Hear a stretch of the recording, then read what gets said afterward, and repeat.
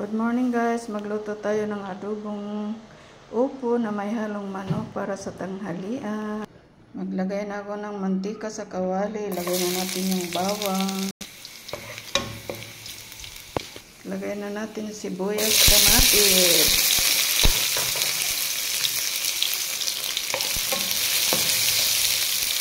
Ihalo na natin manok.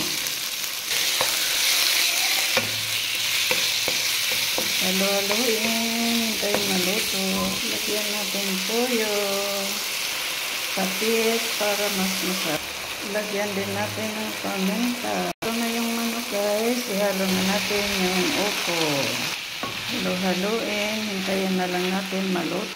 Takpan muna natin. Ihalo na natin yung sili haba. Haluin. Luto na siya guys. Salin na natin sa lagay. Tapos na guys, thank you for watching. Kain na tayo.